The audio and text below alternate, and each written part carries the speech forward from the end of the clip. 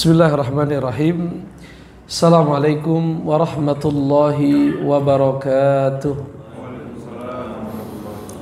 Innal hamdalillah nahmaduhu wa nasta'inuhu wa nastaghfiruh wa na'udzu billahi min syururi anfusina wa sayyiati a'malina. Man yahdihillahu fala mudilla lahu wa man yudlil fala hadiyalah. Asyhadu an la ilaha illallah wahdahu la syarika lah wa asyhadu anna Muhammadan abduhu wa rasuluhu la nabiyya ba'dah. Ya ayyuhalladzina amanu taqullaha haqqa tuqatih wa la tamutunna illa wa antum muslimun, amma ba'd. Bapak-bapak dan ibu-ibu jamaah salat subuh Masjid Ar-Raudhah Perumahan Grand Matoa yang mudah-mudahan diberkahi Allah Subhanahu wa taala. Alhamdulillah, puji syukur kita panjatkan kehadirat Allah Subhanahu wa taala atas berbagai macam nikmat yang telah Dia berikan kepada kita semua, terutama nikmat iman, nikmat Islam dan juga nikmat sehat walafiat, sehingga alhamdulillah di pagi hari ini kita bisa salat subuh berjamaah. Dilanjutkan dengan menghadiri kajian rutin membahas tafsir ringkas surah Al-Kahfi yang kita ambil dari ringkasan tafsir Ibnu Katsir. Mudah-mudahan Allah Subhanahu wa taala menerima amal ibadah kita semua dan memberikan kita semua ilmu bermanfaat. Salawat dan salam tidak lupa kita sampaikan kepada suri tauladan kita baginda Rasulullah Muhammad sallallahu alaihi wasallam. Sebagaimana disampaikan Pak Asep, hari ini kita masuk ayat 17 di mana Allah Subhanahu wa taala berfirman, "Wa tarasyamsa idza tala'at tazawaru an kahfihim dzatal yamini wa idza gharabat taqriduhum dzatal shimal wa hum fi fajwatin min dzalika min ayatillah may yahdillahu fahuwal muhtad wa may yudlil falan tajida lahu waliyyan mursyida." Allah Subhanahu wa taala berfirman, Bapak dan Ibu sekalian, wa tarasyamsa, dan kamu melihat matahari atau mendapatkan matahari, idza tala'at, apabila dia terbit, tazawaru an kahfihim, maka cahayanya akan condong masuk ke dalam pintu gua mereka. Gua mereka maksudnya adalah gua Ashabul Kahfi. Disebutkan kalau matahari itu terbit, maka yang akan terkena cahaya matahari itu bagian kanan dari gua, dindingnya. Dan kalau nanti matahari tenggelam, maka akan apa? Akan mengenai bagian bagian kiri dari dinding gua tersebut. Berarti ini memastikan bahwa pintu gua tersebut tidak menghadap timur. Karena kalau menghadap timur pasti kena cahaya mataharinya satu kali, yaitu kalau terbit. Dan juga tidak menghadap barat, karena kalau menghadap barat nanti terkena cahaya mataharinya hanya ketika tenggelam. Kata para ulama, besar kemungkinan bahwa pintu gua Ashabul Kahfi itu menghadap ke arah utara. Menghadap ke arah utara. Sehingga ketika matahari terbit, cahayanya masuk ke dalam gua tersebut. Ketika matahari tenggelam pun cahayanya sempat masuk ke bagian kiri dari gua tersebut. Wa idza gharabat taqriduhum dzatas shimal, dan apabila matahari itu tenggelam, maka dia memberikan cahaya di bagian kiri dari pintu gua tersebut. Wahum fi fajwatin min, dan mereka di dalam gua tersebut berada di satu tempat yang lapang. Supaya apa Pak tempatnya lapang? Supaya mungkin bisa berbolak-balik Pak Asep. Kalau terus menerus tidur di sebelah kanannya, mungkin akan rusak akan rusak karena terkena tanah lalu dimakan tanah dan lain sebagainya. Tapi mereka berguling-guling dari kanan ke kiri dan cahaya matahari itu memberikan semacam kehangatan untuk mereka karena mereka akan tertidur selama 309 tahun. Tertidur, Pak, bukan meninggal. Mereka tertidur selama berapa? 309 tahun.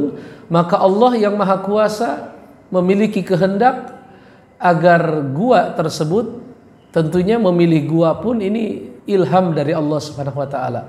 Allah yang mengilhamkan mereka untuk memilih gua tersebut. Gua yang unik, yang cocok dijadikan sebagai tempat tinggal. Kalau guanya tidak dimasuki matahari akan apa itu, Pak? Akan lembab. Dan kalau guanya sempit, nanti mereka tidak bisa berguling-guling, yang menyebabkan kalau mereka tidur di bagian di atas terlentang begitu, atau mungkin tengkurap atau di sebelah kanan sebelah kiri, mereka tidak bisa kalau kita menggoreng sesuatu kalau di kanan terus gosong begitu ya, atau rusak karena kan nanti lembab dan lain sebagainya. Lalu dikatakan di sini dzalika min ayatillah, itulah di antara tanda-tanda kekuasaan Allah Subhanahu wa taala. May yahdillahu fahuwal muhtad, barang siapa yang diberikan hidayah kepada Allah maka dia telah mendapatkan hidayah. Wa may yudlil falan tajida lahu waliyyam mursyida, tapi siapa yang disesatkan oleh Allah Subhanahu wa taala maka tidak ada seorang pun yang bisa memberikan orang tersebut petunjuk. Di dalam menafsirkan ayat ini, Bapak dan Ibu, Ibnu Katsir berkata, Allah Subhanahu wa taala di ayat yang mulia ini mengabarkan sesungguhnya matahari idza dakhalathu inda tulu'iha tazawara anhu, bahwa matahari itu apabila dia terbit maka cahayanya masuk ke dalam gua tersebut, tetapi masuk dalam kondisi tazawaru. Tazawaru itu disebutkan di sini artinya tamilu. Tamilu itu artinya condong. Apa itu condong, Pak? Jadi tidak benar-benar langsung mengenai tubuh mereka, tetapi mengenai bagian dinding sebelah kanan itu kalau terbit, mengenai dinding sebelah kiri kalau kalau tenggelam. Ya ini harus dikaji sebenarnya secara ilmu ini, Pak? Ilmu sains begitu ya. Kenapa harus yang terkena itu bagian dindingnya, tidak langsung mengenai bagian tubuh mereka atau bagian tengah dari gua tersebut. Wa dzalika annaha kullama irtafa'at fil ufuqi taqallasa syi'auha.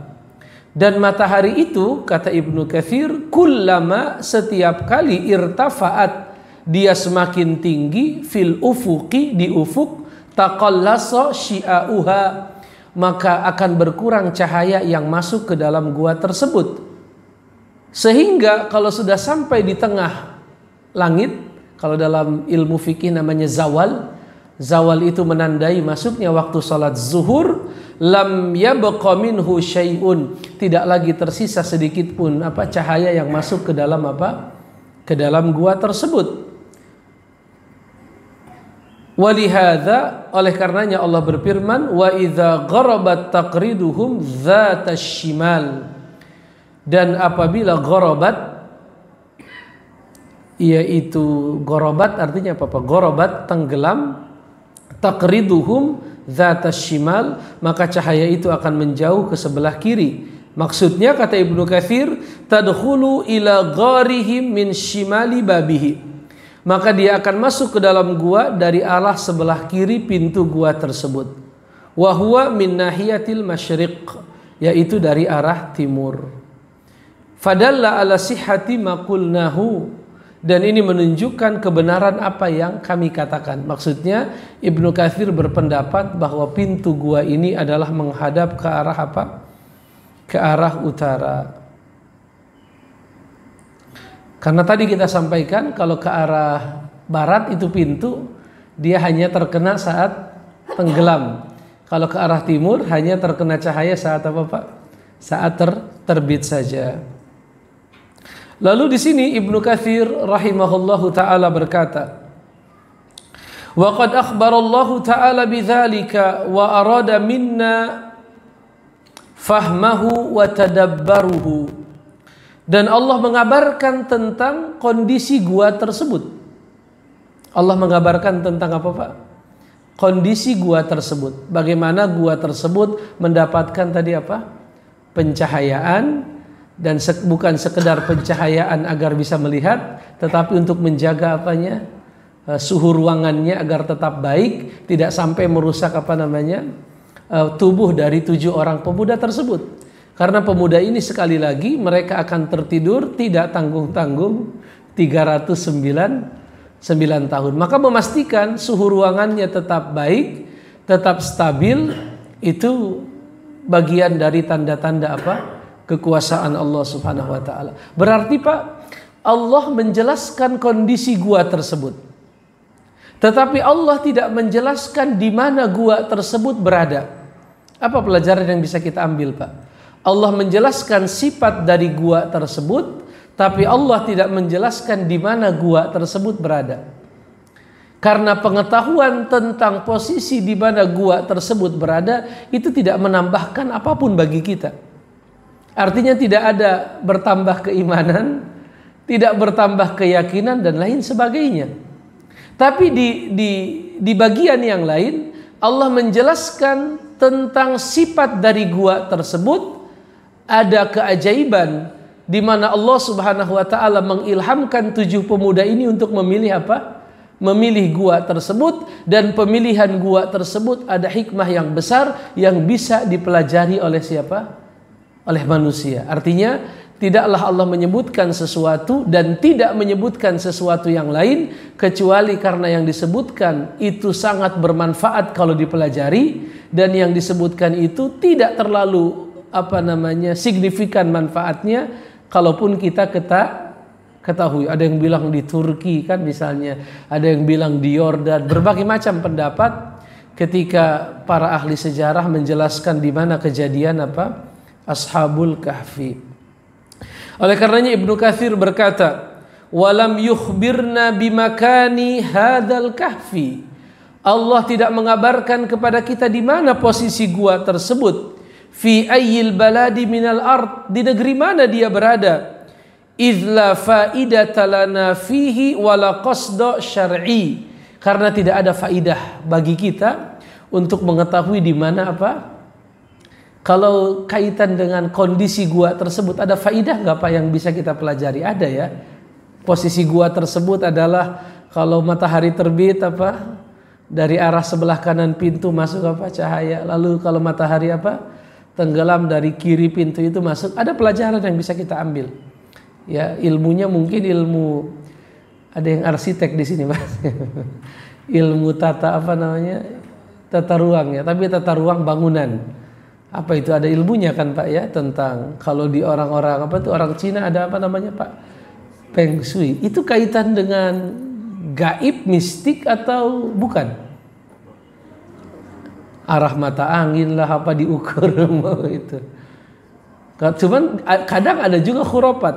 Misalnya di masyarakat kita ada khurafat rumah tusuk sate. Pernah dengar Bapak-bapak?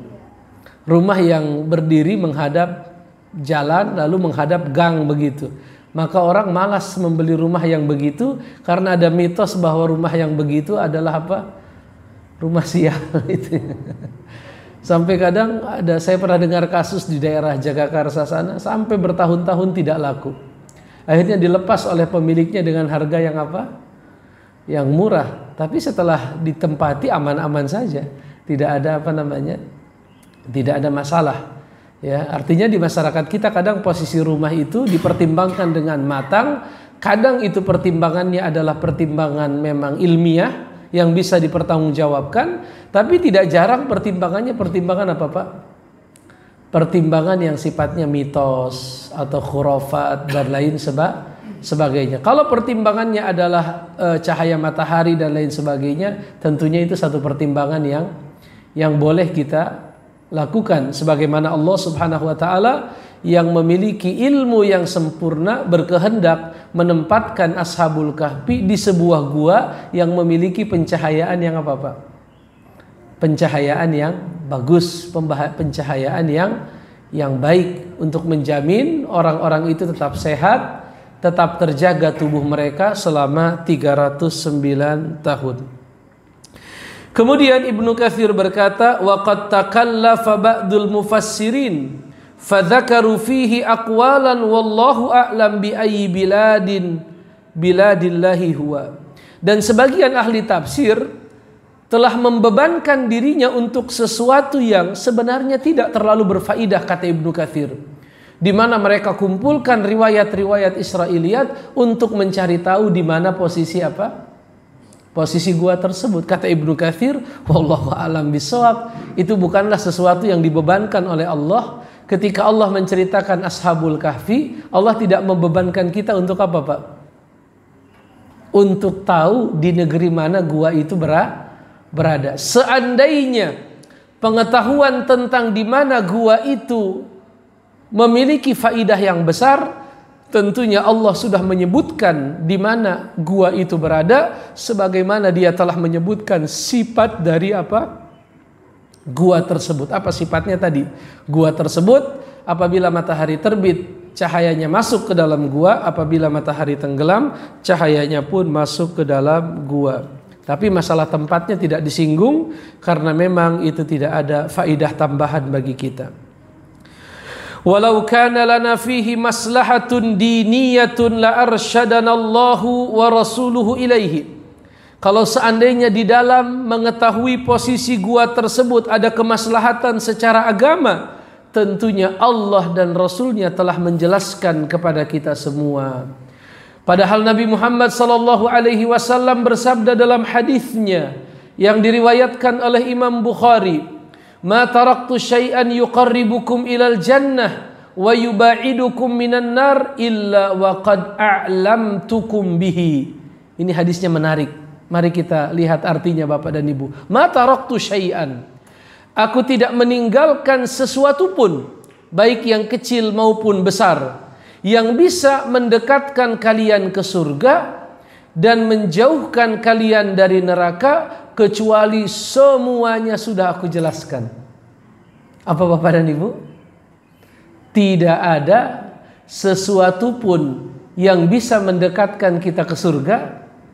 Tidak ada sesuatu pun yang menjauhkan kita dari neraka, kecuali sudah diapakan Pak? Sudah dijelaskan oleh Rasul. Bahkan Abu Dzar berkata, ketika ditanya oleh orang-orang Yahudi, Abu Dzar sahabat Nabi Pak, apa kata orang Yahudi? Oh Abu Dzar, dengar-dengar nabimu itu sudah menjelaskan banyak hal. Apakah dia menjelaskan tentang burung, bagaimana dia terbang, bagaimana dia hinggap? Maka Abu Dzar berkata, tentu saya menjadi saksi. Nabi kami itu sudah menjelaskan segala sesuatu. Jangankan masalah burung terbang dan lain sebagainya, Nabi kami telah menjelaskan masalah khiraah, menjelaskan tentang bagaimana semestinya ketika kami buang hajat. Jadi masalah yang paling apa itu? Tentang bagaimana caranya masuk toilet, ngadepnya ngadep kemana.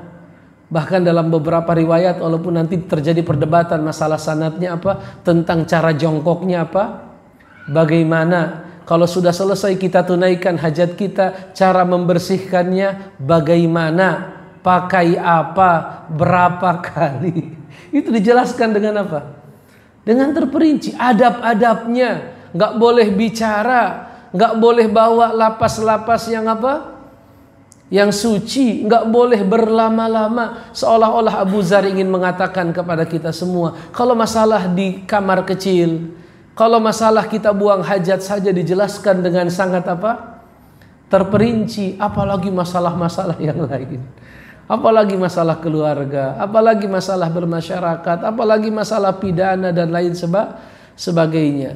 Tapi Ustadz, kenapa nggak dijelaskan masalah di mana posisi gua tersebut? Ya berarti tidak ada apa? Satu faidah yang apa Pak? Yang signifikan, yang besar, seandainya pun kita tahu di mana posisi gua tersebut. Walaupun tetap saja para ulama berusaha untuk apa?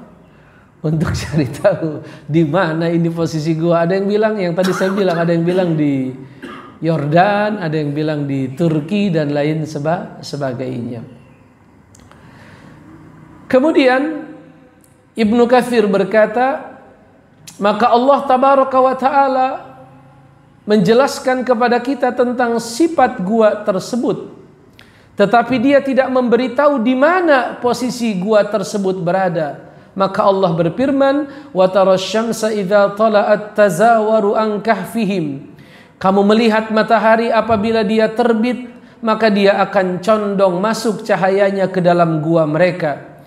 Dzatal yamini wa idza gharabat taqriduhum dzatas shimal. Dan apabila matahari tenggelam dia masuk dari sebelah kiri. Wa hum fi fajwatin min. Dan mereka berada di dalam satu ruangan yang apa? Yang luas. Tadi alasannya kenapa Pak? Kenapa ruangannya harus luas? Ya tadi biar nggak rusak kulitnya, agar mereka bisa apa? Ya seperti orang tidur. Orang tidur itu kan apa? Biasa mereka apa?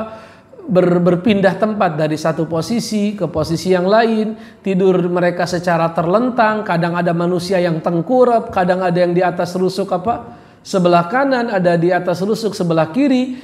Kalau ruangan itu tidak luas, tentunya mereka tidak bisa apa? Tidak bisa membalikkan apa? Badan mereka. Oleh karenanya Ibnu Katsir berkata, yang dimaksud dengan fajwatim min ay muttasi'un minhu dakhilan. Ruangannya luas dari dalam. Bihaitsu la tamassuhum id law asabathum la ahraqat abdanuhum wa thiyabuhum. Karena kalau sampai kulit mereka terkena cahaya matahari, itu bisa terbakar. Bisa terbakar. Karena kenapa? Karena ada musim-musim di negara Arab itu sangat apa Pak? Sangat panas Pak Asep. Saya beberapa waktu yang lalu, baru kemarin kalau saya tidak salah, lagi buka-buka medsos, saya lihat itu di daerah Bahrain atau Oman begitu ya. Ada mobil yang diparkir di luar rumah, lalu apa, lampu belakangnya kan plastik gitu ya. Itu apa namanya, meleleh. Saking apanya? Saking panasnya. Dan Allah punya kehendak, Allah punya kuasa, Allah jadikan ruangan gua itu apa? Ruangan gua itu apa, luas, sehingga mereka apa? Bisa berguling-guling sesuai dengan apa yang dikehendaki oleh Allah Subhanahu wa taala. Kemudian dikatakan Ibnu Abbas berkata di dalam menafsirkan firman Allah. Mohon maaf, Ibnu Abbas berkata, Allah jadikan ruangannya luas dari dalam sehingga mereka tidak terkena cahaya matahari, karena seandainya mereka kena cahaya matahari akan terbakarlah badan mereka dan pakaian mereka. Dzalika min ayatillah, itulah tanda-tanda kekuasaan Allah. Dari sisi mana Pak tanda-tanda kekuasaan Allah? Dari banyak sisi ya. Sisi yang pertama kira-kira apa Bapak dan Ibu? Dari sisi pemilihan gua tersebut. Mereka bukanlah ahli tata apa tadi kita katakan Pak? 7 pemuda itu bukan ahli tata ruang. Artinya mereka tidak menyangka juga bahwa pilihan mereka terhadap gua tersebut adalah pilihan yang apa? Yang tepat. Itu yang membimbing mereka untuk memilih gua itu siapa Pak? Allah. Itulah maksud dari firman Allah, dzalika min ayatillahi. Itulah tanda-tanda kekuasaan Allah, di mana Allah berikan mereka irsyad, Allah berikan mereka petunjuk, ya, padahal mereka tidak paham tentang masalah tersebut. Allah jadikan mereka cenderung memilih gua tersebut yang di kemudian hari akan menjadi tempat yang paling apa Pak? Paling cocok untuk mereka. Lalu di sini Ibnu Katsir berkata, wasyamsu warrihu tadkhulu alaihim. Matahari dan angin masuk ke dalam gua tersebut litabqa abdanuhum, agar senantiasa terjaga tubuh mereka. Agar senantiasa apa? Terjaga tubuh mereka. Kemudian Allah berfirman, man yahdillahu fahuwal muhtad. Ya, siapa yang Allah berikan petunjuk maka dia mendapatkan petunjuk, yaitu Allah Subhanahu wa taala memberikan hidayah kepada 7 pemuda, padahal mereka pemuda apa Pak yang kita bahas di bulan lalu? Pemuda berdarah apa Pak? Mereka pemuda-pemuda ningrat, pemuda-pemuda berdarah biru, anak-anak pejabat, bahkan ada salah satu dari mereka itu mantu dari raja. Mantu dari raja di zaman tersebut. Ya, mereka adalah orang-orang yang kaya di zaman kerajaan siapa? Romawi. Kita sudah bahas bagaimana 7 pemuda itu ketemu di bulan yang lalu ya. Mereka dalam satu ketika terjadi pesta di negeri mereka, lalu kaumnya keluar untuk pergi ke acara pesta, karnaval dan lain sebagainya. Mereka tidak ikut karena mereka tidak suka dengan fitrah mereka masih ada. Walaupun nanti beda pendapat. Masih ingat atau tidak Bapak dan Ibu? Ashabul Kahfi ini ada yang mengatakan mereka adalah pengikut Nabi Isa. Ibnu Katsir setuju atau tidak dengan pernyataan itu? Tidak setuju. Ada yang ingat alasannya apa? Ibnu Katsir tidak setuju bahwa Ashabul Kahfi itu adalah umatnya Nabi Isa. Alasannya ada yang masih ingat? Ibnu Katsir berkata, karena kisah Ashabul Kahfi ini adalah kisah yang diceritakan dengan lengkap oleh Bani Israel. Kisah Ashabul Kahfi ini kisah yang diceritakan sangat lengkap oleh siapa Pak? Oleh Bani Israel. Dan Bani Israel paling anti menceritakan kisah apapun tentang siapa? Orang-orang Nasrani, yaitu Nabi Isa. Bahkan mereka benci sekali dengan siapa? Dengan orang-orang Nasrani, dan mereka dalam beberapa penjelasan mereka anggap Nasrani itu bagi orang Yahudi adalah para penyembah berhala. Dianggap sebagai para penyembah berhala. Jadi kalau orang Yahudi dalam beberapa pendapat mengatakan kalau ketemu masjid mereka masih lebih suka masuk masjid dibandingkan masuk kemana? Ke dalam gereja. Karena mereka mengatakan kalau masjid itu di situ Allah tidak disekutukan. Sedangkan di tempat lain seperti yang tadi kita bilang di gereja, menurut keyakinan mereka itu Allah dijadikan dibuat sekutu. Oleh karenanya kan yang saya sering sampaikan ke bapak-bapak, orang Yahudi banyak yang tahu kebenaran dakwah Nabi Muhammad SAW. Tapi mereka dikarenakan kesombongannya sampai pada perkataan bahwa Nabi Muhammad itu khusus untuk siapa? Selain Yahudi. Al-Quran itu adalah kalamullah. Dia firman Allah, tapi bukan untuk orang Yahudi. Kalau Yahudi adalah Nabi Musa dan Taurat. Yaitu saya pernah dengar langsung dari seorang yang pernah belajar di Israel, ya, dan beliau jadi ustadz di Indonesia di Masjid Sunda Kelapa. Namanya Ustadz Ahmad Kainama. Banyak ceramahnya, cari aja di YouTube. Beliau banyak menceritakan pengalaman beliau ketika kuliah di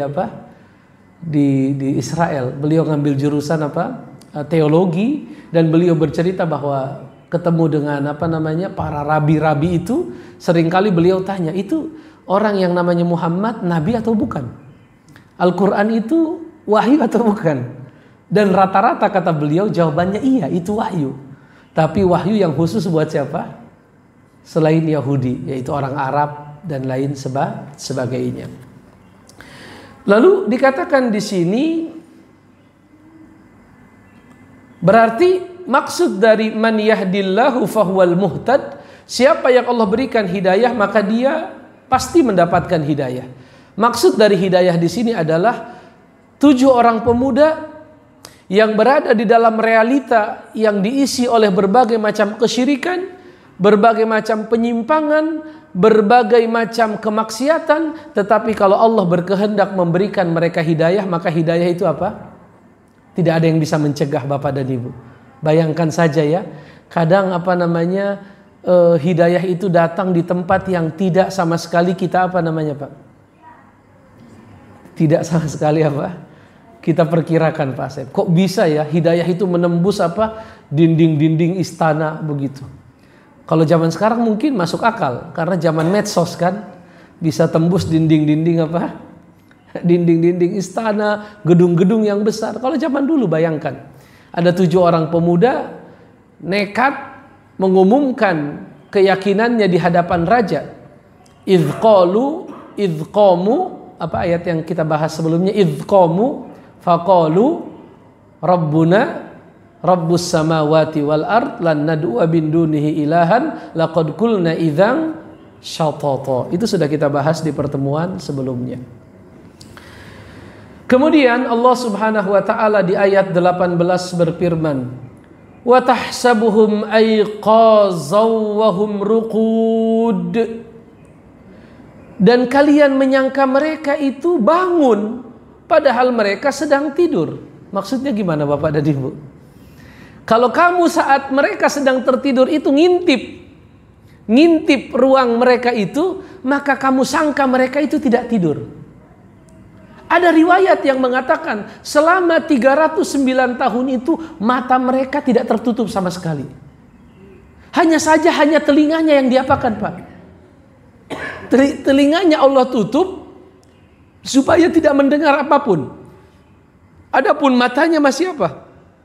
Masih terbuka. Ibnu Katsir di sini berkata, "Dzakara ba'du ahli ilmi annahum lamma daraballahu ala adhanihim bin naum." Sebagian ulama berpendapat bahwa ashabul kahfi ketika telinganya ditutup sehingga mereka tertidur, lam tantabik a'yunuhum, mata mereka tidak tantobik itu begini. Artinya mereka tidur tapi matanya terbuka aja begitu. Dan berbeda pendapat para ulama kenapa mata mereka dibiarkan terbuka. Disebutkan di sini li'alla yasra'u ilaihal bala. Hikmahnya agar mata itu tidak rusak. Disebutkan Allah alam bisawab, barangkali ada bapak-bapak di sini yang paham masalah ini, itu mata kalau tertutup terus itu akan rusak. Tetapi Allah punya kehendak mata itu dibiarkan apa? Terbuka seperti itu. Tujuannya mungkin agar orang yang melihat juga tidak menyangka mereka orang sudah mati, lalu sehingga orang-orang pun tidak berani apa-apa.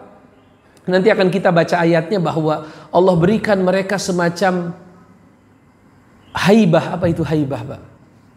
Apa itu haibah? Allah berikan mereka semacam kewibawaan. Kewibawaan kalau orang lewat situ lalu melihat, orang akan merasa apa, Pak?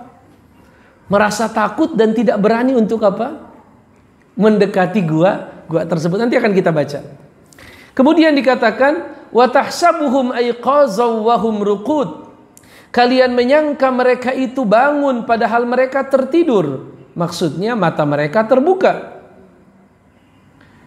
Fa idza baqiyat zahiratan lil hawa kana abqalaha. Kalau mata terbuka begini terkena udara, kata beliau, itu lebih menjadikan mata itu bisa bertahan. Wa nuqallibuhum dzatal yamini wa dzatas shimal. Apa itu, Pak? Nuqallibuhum.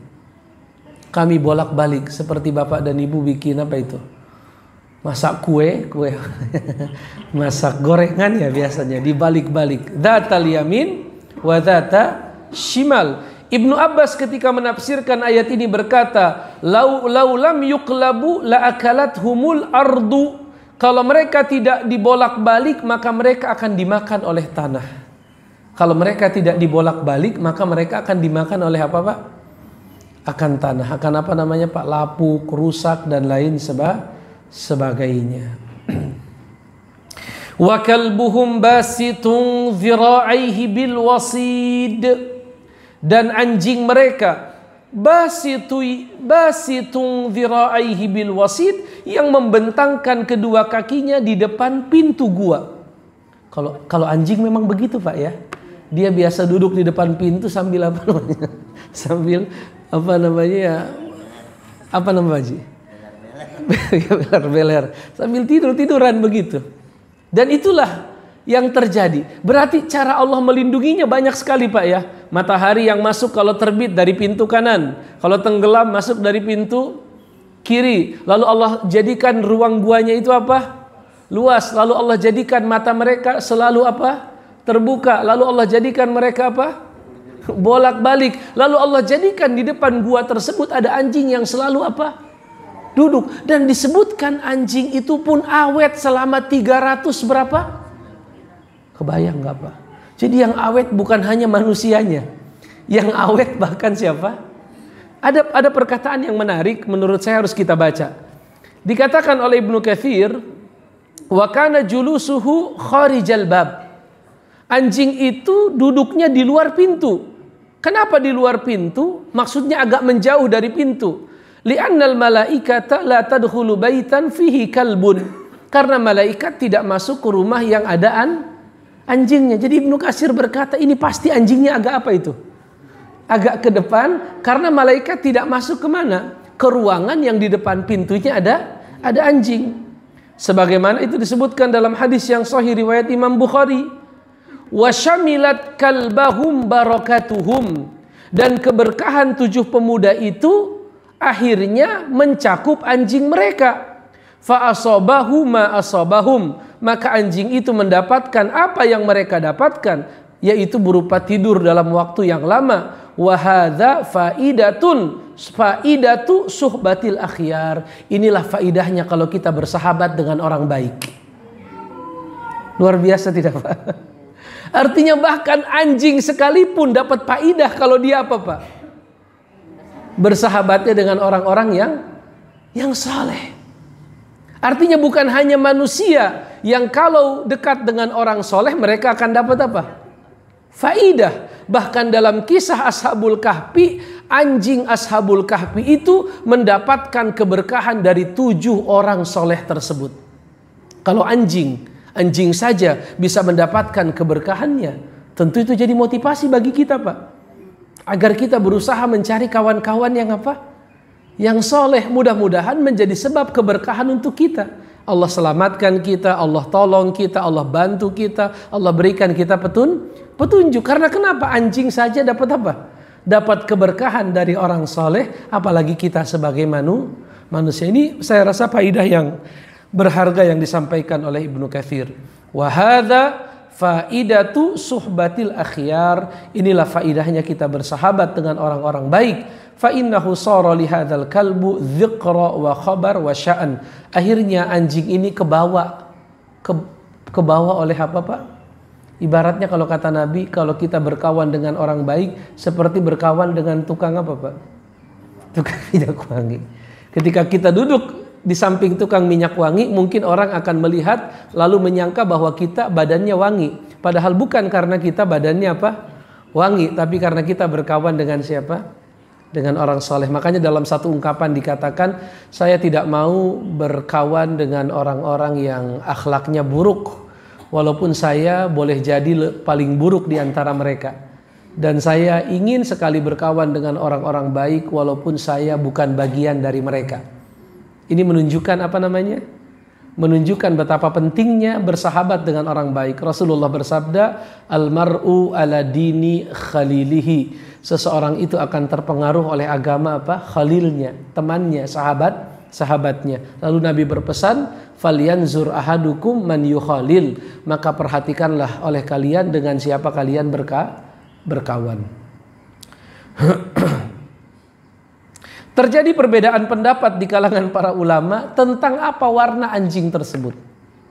Dan tentang anjing siapa itu.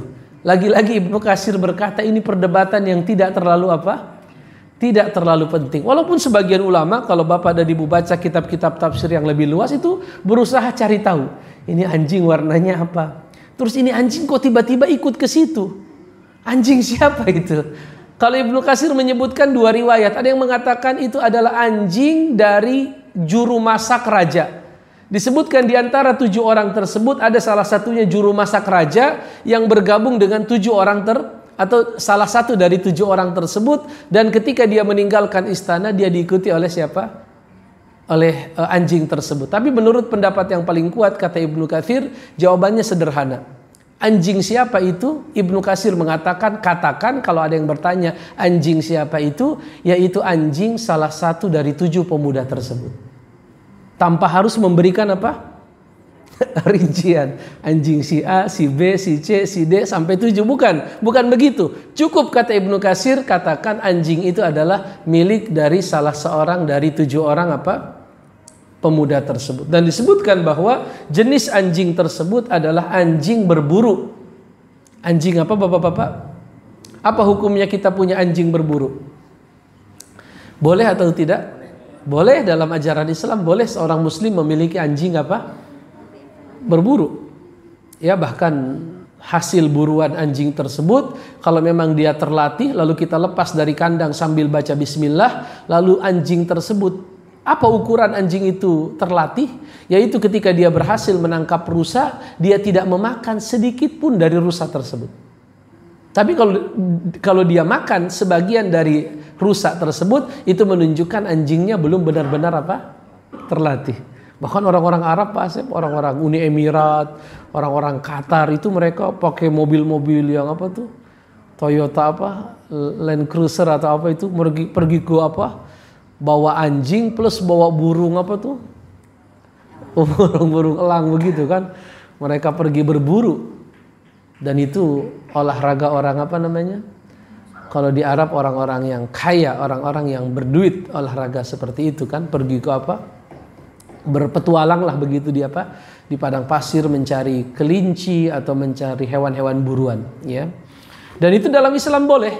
Dalam Islam anjing itu bisa dimanfaatkan untuk berburu, lalu untuk menjaga lahan pertanian dan menjaga lahan peternakan. Berburu, pertanian dan peternakan. Ada kan jenis-jenis anjing yang harganya mahal sekali ya, yang katanya satu orang saja sudah cukup sebagai pengganti dari pengembala. Saya pernah lihat yang anjing yang di film kartun itu, Pak? Belum pernah lihat Shaun the Sheep, Pak Asep tahu? Anjing Shaun the Sheep itu anjing nyata. Itu anjing nyata yang ada dalam kehidupan manusia. Yaitu anjing yang memang dididik untuk menjadi membantu manusia untuk mengembala kan banyak videonya di YouTube. Jadi ada ratusan kambing entah di Selandia Baru atau di Australia atau di negara lain. Itu tadinya dombanya tersebar di padang yang luas. Lalu tuannya akan nyuruh anjing itu untuk menyuruh dombanya masuk kandang begitu ya. Maka anjing itu akan keliling sambil berteriak-teriak, menggonggong, memastikan dombanya masuk semua kemana? Ke kandang. Dan seketika domba-domba itu akan masuk kemana? Ke dalam kandang. Itu dalam Islam dibolehkan. Ya, dalam Islam dibolehkan. Dan ini menjadi alasan para ulama seperti Imam Syafi'i mengatakan bahwa kalau najis anjing itu harus dicuci 7 kali, maka babi harus lebih dari itu. Ini pendapat Imam Syafi'i. Karena kenapa? Kata beliau, anjing itu masih ada keringanan untuk dimanfaatkan. Untuk berburu, untuk beternak, dan untuk tadi pertanian. Tapi kalau babi nggak ada sama sekali pengecualian. Kalau yang ada pengecualiannya dicuci 7 kali, kalau dia menjilat bejana atau pakaian kita 7 kali, salah satunya menggunakan tanah, kata Imam Asy-Syafi'i, maka babi lebih lebih utama. Oleh karenanya kalau di mazhab Imam Syafi'i, jilatan babi disamakan dengan jilatan anjing. Walaupun ini khilaf, sebagian ulama mengatakan tidak ada perintah mencuci jilatan babi 7 kali, maka kembalikan ke hukum asal, tidak ditentukan jumlahnya. Berarti bisa 7, bisa 5, bisa 4, bisa 8, bisa 10 kali nyucinya. Lalu apa yang menjadi ukuran? Kata para ulama, yang menjadi ukuran ya bersih saja. Kalau 3 kali sudah bersih ya selesai. Dan sebagian ulama berpendapat enggak, harus 7 kali. Dan itu pendapatnya Imam Asy-Syafi'i. Kemudian Bapak dan Ibu sekalian, sedikit lagi. Lawit tala'ta 'alaihim, kalau kamu melihat ke dalam gua tersebut, melihat ashabul kahfi, lawallaita minhum firaran wa lamulita minhum ru'ba, maka kalian akan ketakutan melihat mereka dan kalian akan pergi meninggalkan mereka. Berarti ini bentuk lain dari cara Allah menjaga siapa? Ashabul kahfi. Disebutkan bahwa siapapun yang mendatangi gua tersebut akan diliputi oleh rasa apa, Pak?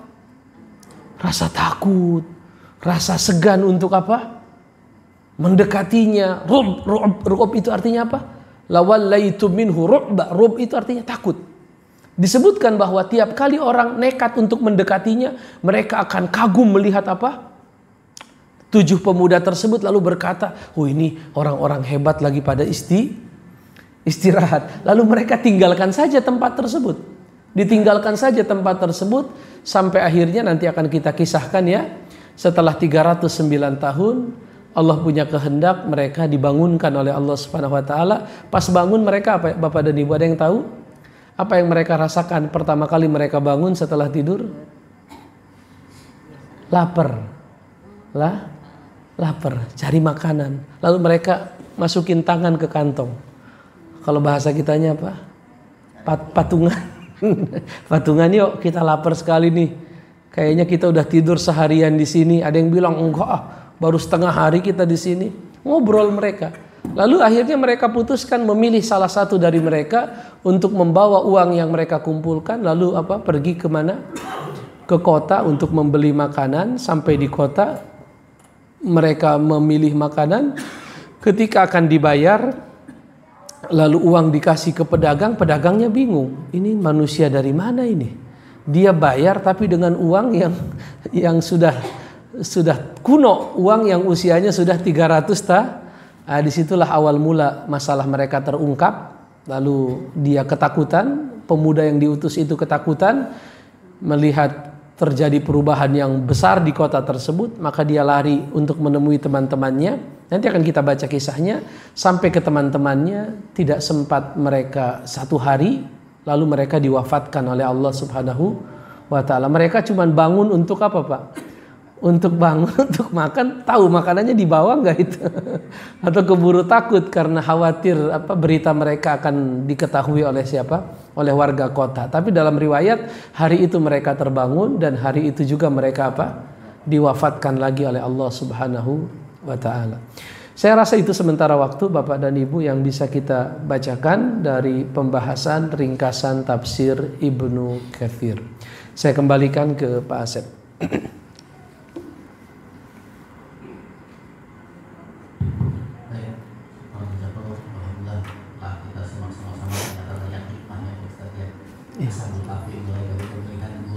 Lapangnya, sinar mataharinya, sirkulasinya, kemudian bagaimana posisi mata mereka masih terbuka. Iya, Pak. Banyak hikmah di situ. Silakan jemaah sekalian, bila ada yang kurang jelas atau mau ditanyakan, saya buka aja dulu Pak Ustaz. Siapa? Kalau pemilihan dua kan tadi sudah dikatakan, kemudian pilih salah satu dan posisi mata masih terbuka. Kalau jumlah 309 tahun ditidurkan itu, apakah ada hikmah juga, Pak Ustaz? Kenapa 300 itu? Allah alam bisa, Pak Asep. Disebutkan secara pasti dalam 309, sementara lokasi ini sendiri kan enggak. Wow, itu pertanyaan yang luar biasa. Kalau disebutkan pasti ada hikmahnya. Lalu apa hikmahnya? Nah, hikmah itu kadang sesuatu yang sudah diketahui, kadang sesuatu yang belum diketahui. Artinya tapi belum tahu, kita belum sampai di salah sumiatin, kita belum sampai di ayat yang mengatakan 309. Barangkali nanti Ibnu Katsir akan menyebutkan apa hikmahnya. Tapi sebatas yang saya tahu, saya belum tahu apa hikmah kenapa harus 309 tahun. Ya, Allah alam bissawab, Pak Asep. 309. Baik, jemaah sekalian, Anda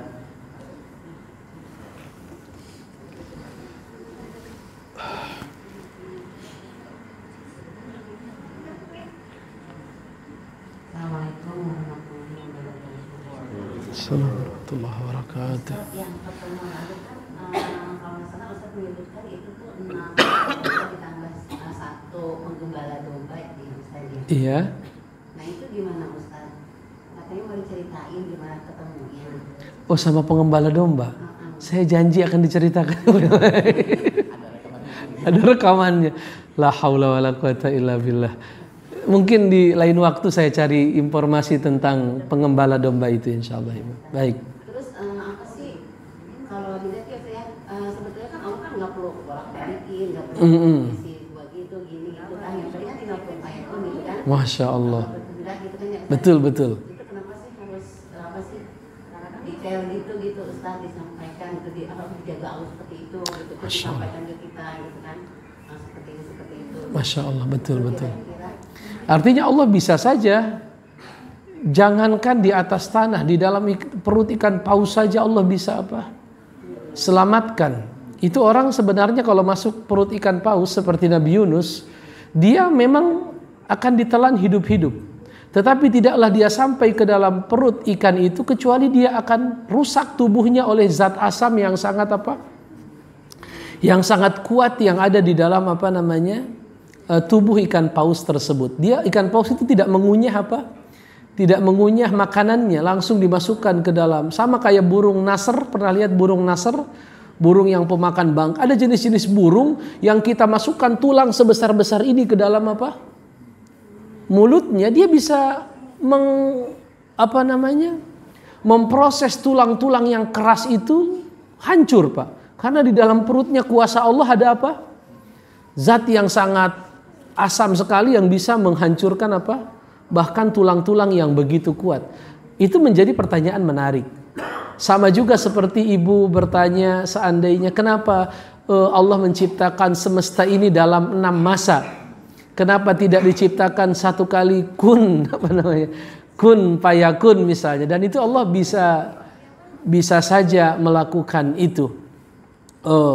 Wallahu a'lam bishawab, kita hanya bisa merenungkan isyarat-isyarat. Barangkali Allah ingin menjelaskan tentang kepada kita tentang bahwa Allah punya iradah syar'iyah, Allah punya kehendak, tetapi kita pun jadi kalau dalam ilmu akidah Ibu, kehendak Allah itu ada 2. Ada kehendak Allah secara kauniyah.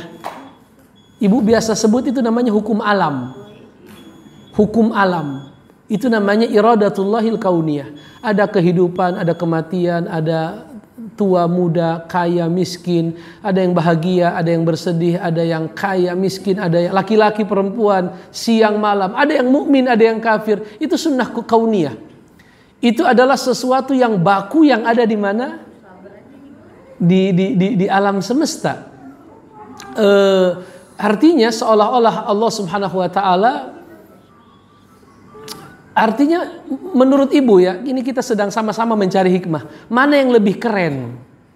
Mana yang lebih keren? Yaitu Allah awetkan mereka tanpa ada sama sekali proses yang tadi kita sebutkan, atau ada proses tadi. Mana yang lebih besar pelajarannya bagi manusia? Berproses agar manusia bisa belajar tentang apa? Tata ruang, manusia belajar tentang apa? Pencahayaan, manusia belajar tentang apa? Bahwa kulit itu akan rusak kalau terkena apa? Matahari terlalu lama, pakaian pun mungkin mereka akan telanjang kalau apa? Artinya dari sisi kemanfaatan untuk akal manusia, dan Al-Quran ini kan untuk diapakan, Pak? Direnungkan. Beda kalau kita katakan mereka tidur saja begitu, diam, matahari nggak masuk, ya sudah kita katakan wallahu a'lam, itulah kuasa Allah. Jadi kesimpulannya lebih apa namanya? Lebih pendek. Dan kita tidak mendapatkan nilai-nilai yang lain. Nggak ada nilai tambah. Cuman kita dapat pengetahuan, ya kalau Allah berkehendak apa yang susah? Selesai. Sama kayak kita bicara, kok bisa Maryam punya anak tapi nggak punya apa?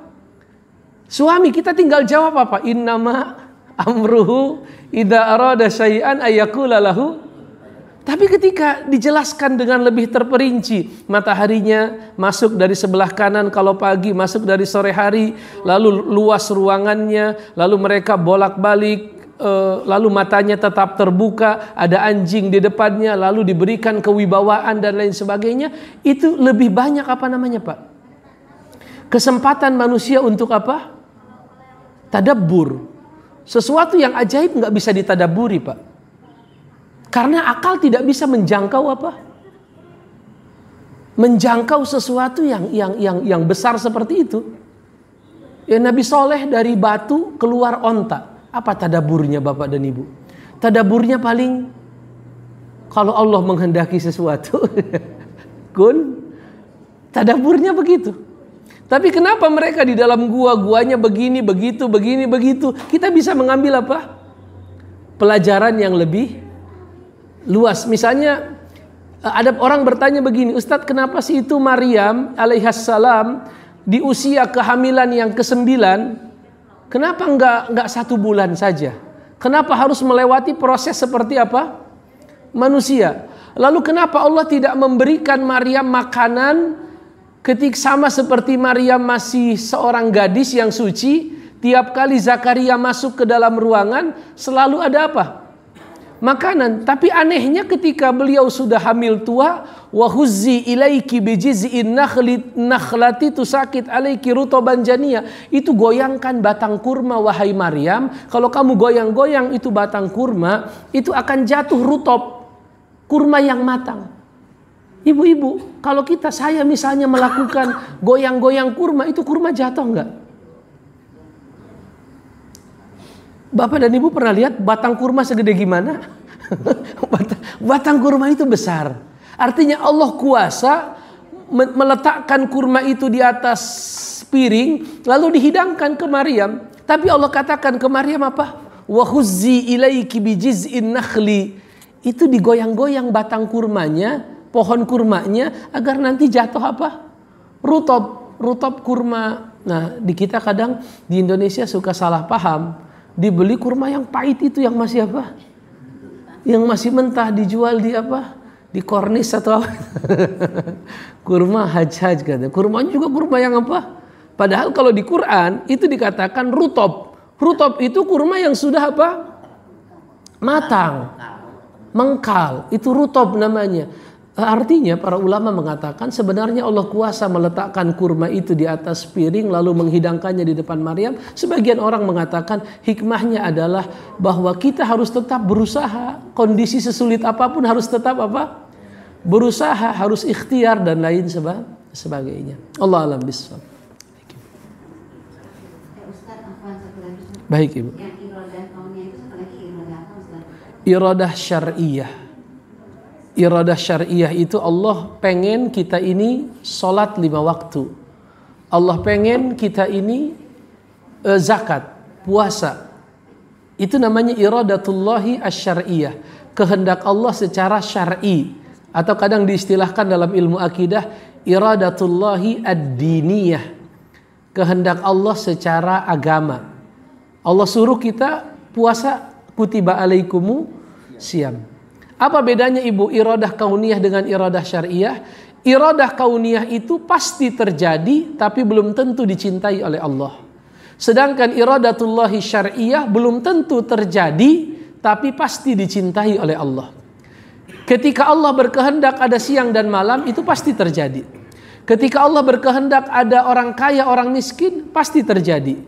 Kalau Allah berkehendak ada tua, ada muda pasti terjadi. Tapi belum tentu sesuatu yang terjadi itu dicintai oleh Allah. Tapi kalau Allah pengen agar manusia sholat, apakah manusia pasti akan sholat semua? Apakah ketika Allah mengatakan akimis sholat, manusia otomatis sholat semua? Tidak, banyak yang nggak sholat. Padahal Allah menginginkannya tidak Pak? Menginginkan, buktinya Allah berfirman, laksanakanlah sholat. Iradah syariah itu sesuatu yang belum tentu terjadi di alam semesta, tapi sudah dipastikan Allah mencintainya. Itu ada di pembahasan akidah. Ada di pembahasan apa akidah. Allah alam bisa.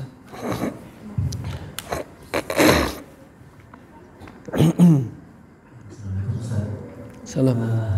Jadi tentang membolak-balikkan badan itu saya pernah lihat di satu video. Iya Pak. Kalau kita tidur dalam satu posisi yang sama dalam suatu waktu itu saraf itu bisa rusak. Masya Allah. Makanya 390 itu Allah bolak-balik aja. Kita pun dalam waktu 5-6 jam pun juga bolak-balik. Iya Pak. Yang kedua Ustaz, ini mungkin keluar dari tema, tapi kok masih sangat viral Ustaz, tentang menjaga kelestarian alam. Tentang? Menjaga kelestarian alam. Iya. Wahabi apa namanya? Wahabi lingkungan. Bahwa alam ini adalah karunia Allah ya, harus dimanfaatkan. Jadi jangan lantas melakukan sesuatu itu. Mohon pencerahan Ustaz agar kita juga bisa memilah-milah manusia. Iya. Iya, itu ramai sekali ya di acara Rossi kalau saya tidak salah ya. Dia mewawancara seorang aktivis apa? Greenpeace dengan ketua Laks Pedam NU atau apa namanya itu ya, Ulil Absar Abdallah. Salah satu potongan dari dialog itu dia katakan kita ini jangan jadi Wahabi lingkungan. Apa itu? Wahabi lingkungan, kata dia logikanya Wahabi itu sangat tekstual sekali. Sangat apa? Tekstual. Kata dia bahwa orang-orang yang beliau anggap Wahabi ya itu adalah orang-orang yang sangat tekstual di dalam memahami apa Al-Quran. Mungkin beliau anggap tidak perlu memakai apa kias, logika, analogi dan lain sebagainya. Sama seperti orang-orang Greenpeace, kata dia. Orang-orang Greenpeace itu cuma paham bahwa kita harus melestarikan apa? Lingkungan. Ya sudah, selesai. Melestarikan lingkungan, ya melestarikan apa? Lingkungan. Gak boleh ada tambang, gak boleh ada. Berarti apa? Kata dia, orang-orang yang aktivis Greenpeace ini sangat mirip dengan orang-orang apa? Orang-orang Wahabi, kan begitu. Pertama, ini sebenarnya ucapan yang tidak memiliki pijakan ilmiah yang kuat menurut saya. Artinya ketika dia mengkiaskan orang-orang aktivis lingkungan dengan Wahabi, saya rasa itu satu kias yang tidak memiliki pijakan ilmiah yang kuat. Kenapa saya katakan tidak memiliki pijakan ilmiah yang kuat misalnya? Karena bahwa Wahabi itu sangat tekstual, misalnya hanya menggunakan Quran Sunnah, tidak memakai ijma, kata dia, tidak memakai kias, itu adalah fitnah. Tidak ada pemahaman seperti itu. Kalau kita anggap Wahabi itu adalah penggunaan kata untuk menyebut orang-orang Saudi misalnya, yang memang didirikan negara Saudi itu oleh dua orang, yaitu Muhammad bin Su'ud dan Muhammad bin Abdul Wahhab, maka disebut Wahabi, maka mereka nggak seperti itu. Mereka bukanlah orang-orang yang hanya menggunakan apa? Al-Quran dan Sunnah, lalu tidak menggunakan apa? Kias, atau mereka tidak mengambil ijma dan lain sebagainya. Artinya itu hanya ucapan yang menurut saya dari sisi makna ya tidak ada makna, kecuali sekedar sebagaimana kata Wahabi dalam agama digunakan untuk mencela atau menjatuhkan orang, begitupun dia menggunakannya dalam konteks apa? Lingkungan. Adapun nanti kalau kita bicara lingkungan dalam pengertian, dalam pandangan Islam, ya jelas Allah Subhanahu wa taala berfirman dalam ayatnya, wa khalaqalakum ma fil ardi jami'a, dan dialah Allah yang telah menciptakan untuk kalian semua yang ada di atas muka bumi. Oleh karenanya dalam Islam itu ada kaidah al-aslu fil asya lil ibahah. Hukum asal segala sesuatu adalah mubah. Saya nggak perlu punya dalil untuk mengatakan itu boleh. Tetapi saya harus mengatakan dalil bahwa sesuatu itu haram. Dan dalilnya harus tekstual. Kalau sesuatu itu haram. Tapi untuk mengatakan sesuatu boleh, saya nggak perlu punya dalil. Karena hukum asalnya, alam semesta ini Allah ciptakan untuk siapa? Untuk kita manusia, untuk dimanfaatkan sebesar-besarnya, untuk kemaslahatan apa? Manusia. Tapi kan ayat Quran itu tidak hanya berbicara tentang alam semesta untuk manusia. Tetapi Al-Quran bicara tentang adab. Wala tusrifu. Innallaha la yuhibbul musrifin. Jangan kalian berlebihan. Allah tidak suka orang-orang yang berlebihan. Wala tufsidu fil ardi ba'da islahiha. Jangan kalian membuat kerusakan setelah Allah jadikan alam semesta ini apa? Seimbang. Wala tabghil fasada fil ard. Jangan kalian membuat kerusakan apa? Maka sebenarnya bukan dalam konteks agama kita tidak boleh mengolah sumber daya alam, tetapi mengelola sumber daya alam yang bertanggung jawab. Ya, mengelola sumber daya alam sesuai dengan atau untuk tujuan kemaslahatan siapa, Pak? Akhirnya kan orang pada bikin gambar-gambar disebar di Facebook. Alam rusak, katanya alam itu digali untuk rakyat, tapi hutang masih banyak. Lalu kemana itu larinya, apa namanya? Artinya di Raja Ampat, di mana-mana, di Keruk dan lain sebagainya, dengan alasan digunakan untuk sebesar-besarnya kemakmuran Tapi di waktu yang sama hutang makin apa? Hutang untuk negara makin apa? Makin besar. Jadi benarkah itu untuk sebesar-besarnya apa? Atau ada salah kelola? Seperti kritik-kritik siapa? Faisal Basri, ekonom UI, itu mengkritik sekali tentang apa? Almarhum ya, sudah meninggal, Faisal Basri mengkritik sekali tentang sistem apa namanya kerjasama antara Indonesia dengan Cina di Morowali, tentang apa? Tentang nikel dan lain sebagainya, bebas pajak dan lain sebagainya. Itu kan satu hal yang menurut saya harus ada kejujuran dalam hati kita yang apa, Pak? Yang terdalam. Benar gak itu benar-benar untuk sebesar-besarnya untuk kemaslahatan apa? Ataukah itu hanyalah kepentingan segelintir orang, apa namanya, pejabat, karena pejabatnya rata-rata kan merangkap sebagai para apa? Pengusaha. Rata-rata kan begitu. Mereka pejabat dan di waktu yang sama mereka adalah para apa? Artinya perlu kemurnian hati, kejujuran berbicara. Bukan sekedar kita bermain retorika yang kadang tidak bisa dilepaskan dari kemunafikan. Dan kadang kedua belah pihak sama juga. Antara aktivisnya dengan yang satu lagi kadang dua-duanya kadang ada sisi-sisi yang sama. Aktivisnya juga kadang membawa kepentingan-kepentingan dari apa? Dari luar misalnya kan. Dan para pengusahanya juga sama. Kadang mereka mengeksplorasi tapi tidak ada pertanggungjawaban yang benar. Tidak ada kemurnian pikiran, tidak ada ketulusan hati bahwa itu benar-benar sebesar-besarnya untuk apa? Kemakmuran rakyat. Jadi dalam Islam sebenarnya silahkan dieksplorasi dengan sebaik-baiknya, tapi eksplorasi yang bertanggung jawab dan sebesar-besarnya untuk kemaslahatan siapa? Rakyat, masyarakat. Allah a'lam bishawab. Baik. Ada yang terakhir? Saya rasa cukup Pak Asep. Terakhir Pak Ustaz. Pak Asep lagi. Ya. Baik. Ini kan tokoh utamanya itu pemuda ya Pak Ustaz. Pemuda. Dan jelas disebutkan dalam Al-Quran, bukan orang tua. Betul. Anak. Betul. Hikmahnya Pak Ustaz. Hikmahnya besar Pak Asep. Pernah kita bahas sekitar 2 atau 3 pertemuan yang lalu bahwa kalau orang-orang tua kata Ibnu Katsir itu cenderung mereka sudah tenggelam dengan rutinitas, dengan kebiasaan, dengan kenyamanan. Bahkan sebagian mereka dengan kemewahan, dengan jabatan, kedudukan.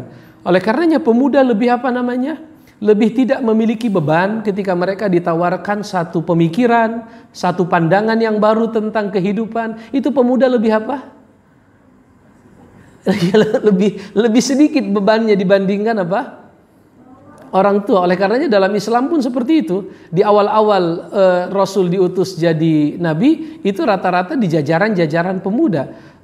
Misalnya seperti Abu Bakar As-Siddiq lebih muda 2 tahun, sekitar 38 kan. Umar lebih muda lagi, Utsman lebih muda lagi, Ali bahkan masih anak-anak saat itu. Begitupun Abdullah bin Mas'ud. Artinya jajaran pemuda, mereka lah perintis dakwah Islam di Mekah. Lalu orang tuanya gimana? Orang tuanya hampir meninggal semua 70 orang dalam peristiwa perang Badar.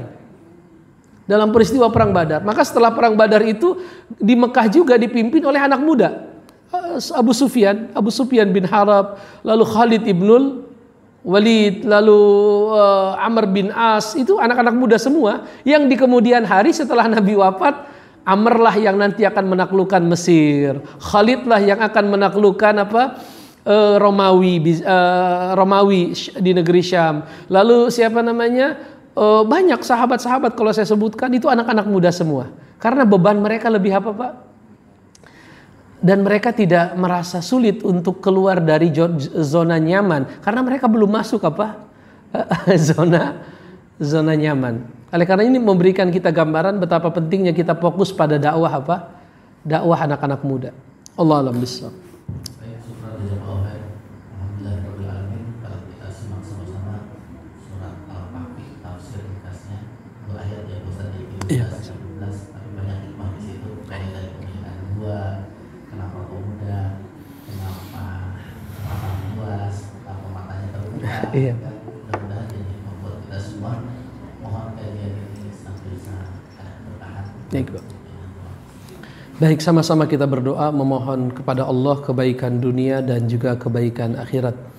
Bismillahirrahmanirrahim. Alhamdulillahirabbil alamin, hamdan yuafi ni'amahu wa yukafi'u mazidah. Allahumma salli ala Muhammad wa ala ali Muhammad kama sallaita ala Ibrahim wa ala ali Ibrahim wa barik ala Muhammad wa ala ali Muhammad kama barakta ala Ibrahim wa ala ali Ibrahim fil alamin innaka Hamidum Majid.